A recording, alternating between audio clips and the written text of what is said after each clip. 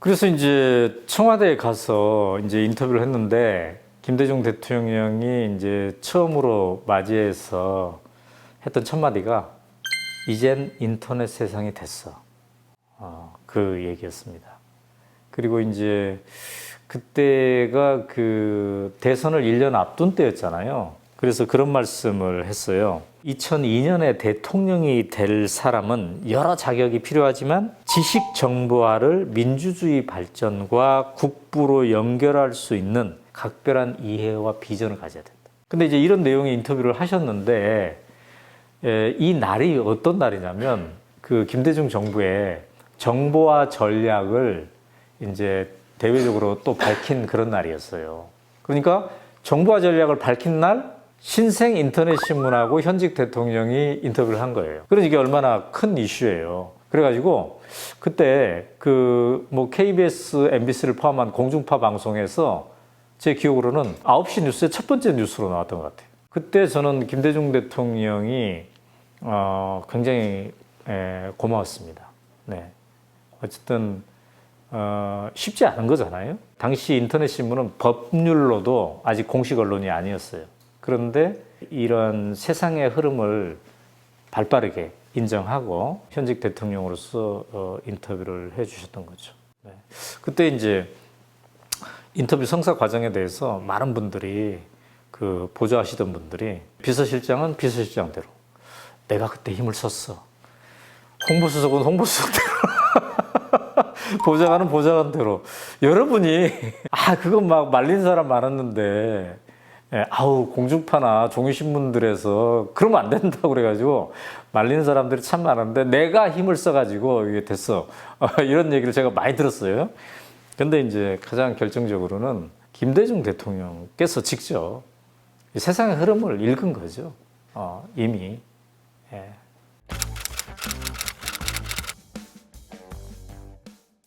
우리 김당 기자랑 같이 했는데 노무현 대통령이 서거했잖아요. 노무현 대통령이 서거하고 그래서 노무현 대통령에 대한 책을 우리가 이제 썼는데 그 책의 추천사를 김대중 대통령이 했어요.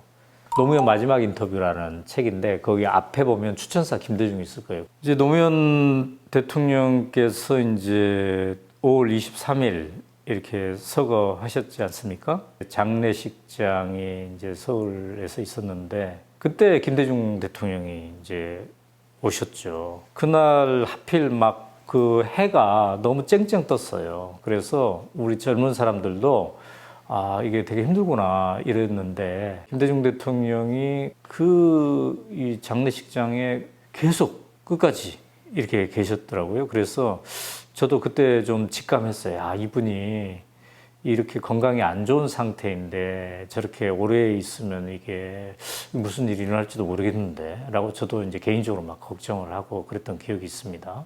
이제 그로부터 한 달 후에 제가 노무현 대통령과 이제 인터뷰한 것을 모아가지고 책을 펴내려고 했을 때 누군가로부터 추천사를 받고 싶은데 누구한테 받으면 좋을까 하다가 김대중 대통령이 생각났어요. 그래서 이제 동교동 자택으로 찾아뵀습니다. 그게 이제 제가 마지막으로 인터뷰를 한 DJ를 인터뷰한 그런 때라고 볼 수가 있겠네요. 그게 이제 2009년 6월 27일이죠. 그때 말씀도 제대로 이어가지 못할 정도로 호흡이 좀 가쁘고 이제 병색이 완연하고 체중도 많이 줄어들고 이제 그럴 때였습니다. 근데 흔쾌히 노무현을 위한 책이라면 내가 흔쾌히 추천사를 써주겠다. 근데 쓰실 기력이 없으니까 구술을 하는 거예요, 이제.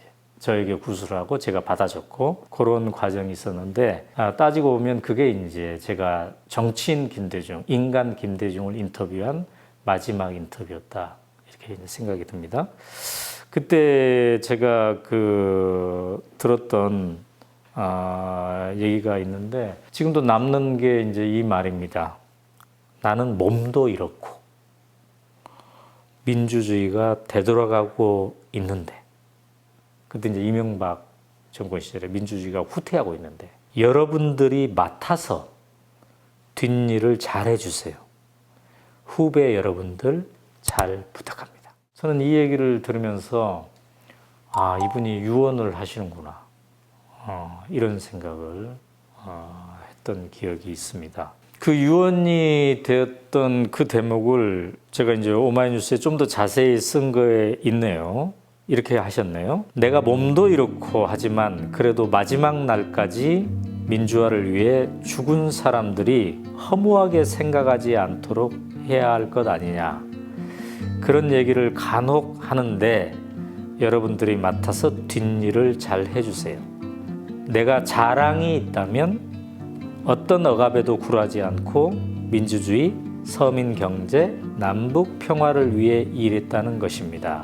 후배 여러분 잘 부탁합니다. 김대중 대통령이 정치인 때부터 항상 했던 얘기가 이제 행동하는 양심에 대한 이야기였지 않습니까? 근데 이제 저에게는 마지막 인터뷰가 되는 그 자리에서도 그 행동하는 양심에 대한 얘기를 다시 정리해가지고 명확하게 말씀을 하셨어요. 이렇게 말씀하셨습니다.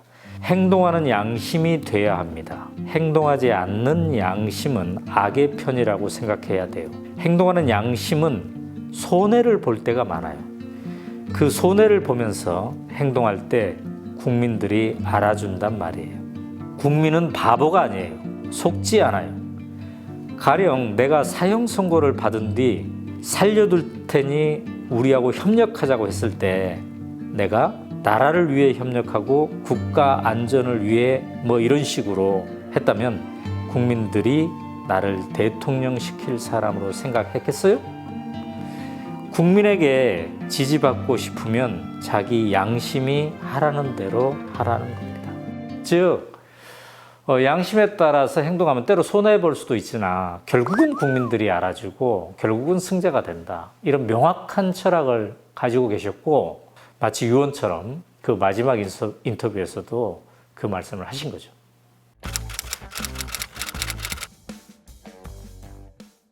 제가 볼 때는 가장 큰 것은 남북관계 진전을 위해서 실천을 하셨다. 그게 뭐 햇볕 정책이라는 이름으로 이제 구현이 되지 않았습니까? 그리고 처음으로 이제 남북 정상회담을 만들었던 거죠. 그때는 정말 그런 생각이 들었어요. 우리가 그렇게 멀게 느껴졌던 통일이 될 수도 있는 거네. 저도 이제 김대중 정부의 햇볕 정책과 그 일환으로 남북 교류가 막 활성화되면서 기자로서도 이제 평양을 방문해 보기도 하고 그랬습니다. 저에게는 참 충격이었습니다. 어쩜 이렇게 우리가 같을 수 있을까? 우리는 다른 점에 대해서 많이 얘기를 했는데 어쩜 이렇게 생김새도 같고 말도 같고 유머 감각도 같고 그리고 이게 어려운 일이 아니네. 함께 한다면 할 수도 있는 거구나. 그래서 그런 생각을 갖게 해준 것만으로도 얼마나 이게 큰 것이었나 이런 생각을 해보게 됩니다. 아쉬운 것이 있다면 어쨌든 그 IMF를 이제 극복하게 된 것도 엄청난 것인데 이게 이제 동전의 양면이잖아요. 신자유주의의 흐름이 이제 들어오기 시작했다는 것. 그것이 들어왔을 때 우리 사회에 어떤 부작용이 있을 수 있다는 것을 우리가 당시에 충분히 좀 공감했으면 그 후의 대응도 좀 더 질서정연하지 않았을까 하는 생각을 해보게 되는 거죠. 워낙 큰 소나무였기 때문에 그 밑에서 다음 주자들이 자라고 다음 주자들이 주목받고 성장하고 이런 것에 그런 환경을 만드는 데는 소홀하지 않았을까 이런 생각을 해봅니다.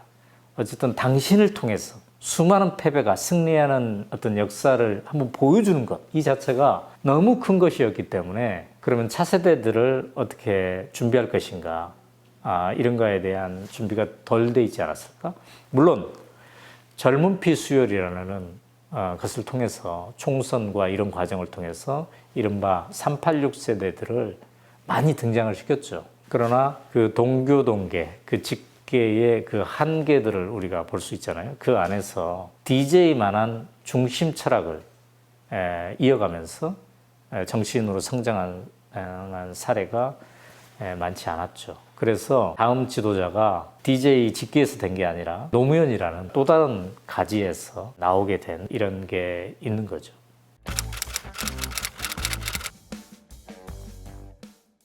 탁월한 연설가다라고 생각했던 것은 그 심각한 얘기를 하면서 항상 유머를 섞는다는 거죠. 그게 연설을 이렇게 보면은 기대가 돼요. 역사에 대한 공부가 되겠구나. 정치에 대한 공부가 되겠구나. 이런 기대도 있고 또 하나의 기대는 재미있겠구나. 재미있겠구나. 그래서 제가 아까 얘기했잖아요. 눈물의 폭소라고 얘기를 했잖아요. 그죠? 이 우여곡절과 파란만장했던 한국 현대사에 대한 질곡을 한 몸에 담지한 사람이기 때문에 눈물도 있고 폭소도 있고 이게 있는 거죠. 제가 이제 그 뉴욕에서 정계 은퇴하고 93년에 뉴욕에서 강의할 때 저도 나름의 그 한 명의 지지자이기 때문에 쓰라린 마음으로 가지 않았겠습니까? 취재는 해야 되고 쓰라린 마음이고 얼마나 우리가 또 이 1시간 남짓 동안 패배감에서 젖어서 올 것인가, 눈물의 바다를 나는 어떻게 기록해야 될 건가 라고 갔는데 절반을 폭소 속에서 깔깔깔 웃고 막 그랬어요. 그러니까 본인이 그 사형수 되었을 때 이제 최종 재판에서 재판장에 섰을 때 선고 순간을 얘기할 때 그렇게 표현을 해서 좌중을 웃겼죠. 재판장의 입모습을 본다는 거예요. 예, 사형 그러면 이 모습 이렇게 되고 무기 그러면 뭐 이렇게 된다는 거예요. 그래서 그 입모습을 보면서 자기가 얼마나 간절하게 했는가 이런 얘기를 하는데 막 지지자들이 완전히 막 폭소 바다가 되는 거예요. 그걸 보면서 야, 이 양반은 참 대단한 양반이구나 이런 생각을 해봤습니다.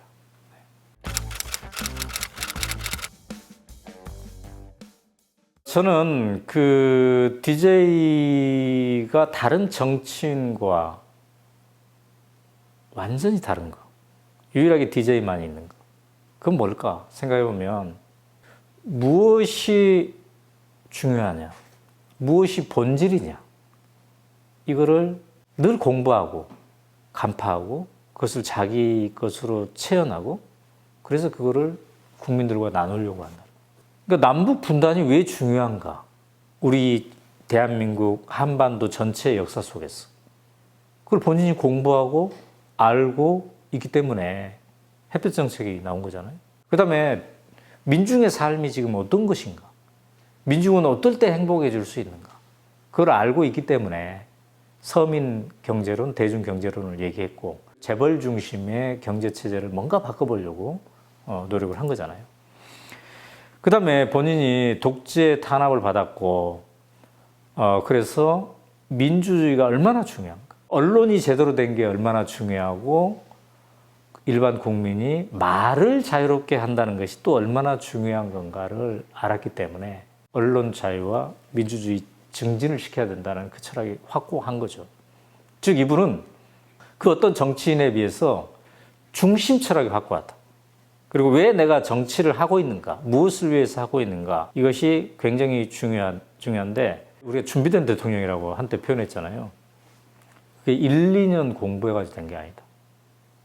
정치 컨설턴트들한테 과외 공부해가지고 되는 게 아니다. 자기 삶 속에서 체화된 그게 있었던 정치인이다.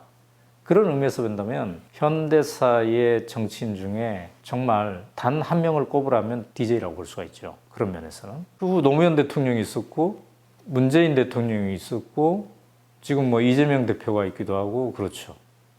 다른 어떤 정치인에 비해서 저는 김대중 대통령의 연설과 그 다음에 인터뷰와 이런 거를 보면은 이렇게 표현해도 될지 모르겠는데 인터뷰를 하고 있는 내가 조마조마하지 않는다. 저분이 대중연설을 지금 저 수많은 청중 앞에서 하고 있는데 혹시 이런 실수를 하면 어떡하지? 기자로서 조마조마한 정치인들이 많아요. 근데 김대중 정치인은 제가 그런 걱정이 없었던 것 같아요.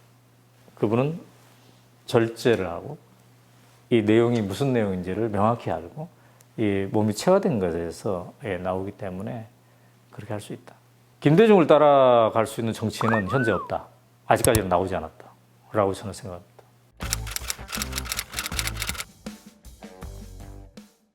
그렇게 준비된 대통령이었고 준비된 정치인이었는데 참 이제 안타까웠던 순간, 이 장면은 정치인 김대중 중에 좀 없었으면 좋겠다 하는 장면이 있어요. 그게 뭐냐면 임기 말년에 아들들 문제가 불거지지 않았습니까? 그래서 대국민 사과도 하고 아들들이 감옥에 가야 되는 그런 상황도 되고 그랬는데, 그때가 이제 2002년 월드컵 기간이지 않겠습니까?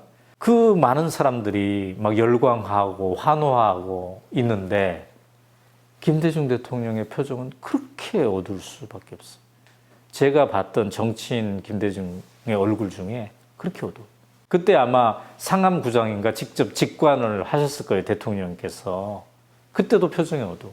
저는 그런 모습을 보면서 너무너무 안타깝다.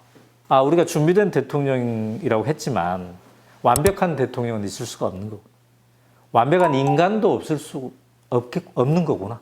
그런 의미에서 정말 김대중 대통령이 얘기했던 그 민주주의는 정말 작동돼야 되는 거구나. 서로 견제하고 서로 체크하고. 왜? 우리는 완벽한 인간이 아니니까. 우리는 완벽한 정치인이 아니니까. 언론도 완벽하지 않으니까. 누군가 끊임없이 서로가 서로를 견제해주고 혹시나 잘못한 게 없나 해주고 해야 되겠구나.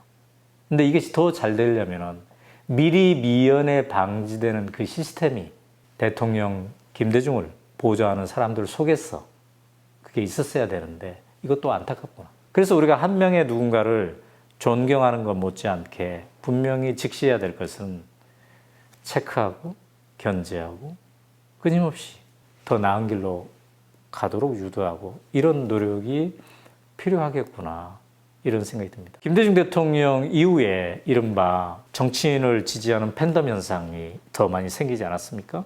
사실은 원조는 김대중이라고 볼 수도 있겠죠. YSDJ 그렇게 팬덤이 있었잖아요. 열렬한 지지자들이 있지 않았습니까? 지금 정치권도 그게 이제 계속되고 있는데, 저는 늘 이런 생각이 듭니다. 어떤 정치인이 좋아서 지지를 한다면 어떤 지지가 건강한 지지인가? 그 정치인 참 좋다. 내가 그 사람은 대통령으로 만들어야 되겠다. 야당 대표로 만들어야 되겠다. 좋다 이거죠. 그러면 왜 좋은가? 그 사람의 중심 철학은 무엇인가? 이걸 우리가 파악해야 된다.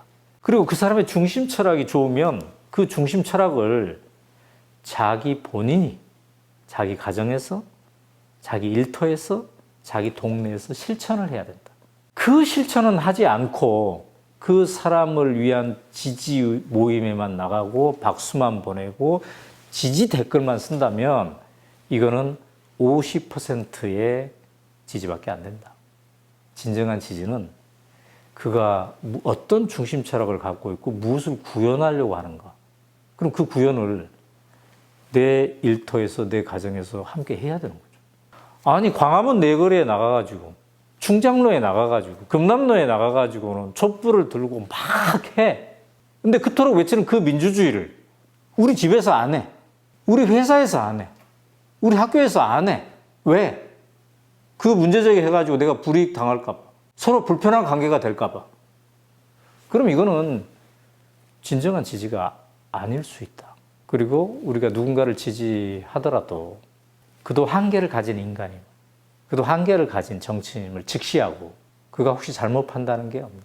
우리가 지지하는 그가 진정한 주인이 아니라 우리 민초들, 민중들, 대한민국의 모든 권력은 국민에게 나온다는, 우리가 주인이라는 이 주인정신, 이 자기 주도성을 분명히 우리가 가져야 된다. 그래서 우리가 DJ를 조명하고 있는 이 순간에도 DJ는 얼마나 위대했는가를 얘기하는 게 아니라, 그것도 얘기를 해야 되겠지만 가장 밑바탕에는 그런 DJ를 최종적인 승리자로 만들어낸 국민은 얼마나 위대한 것이었나.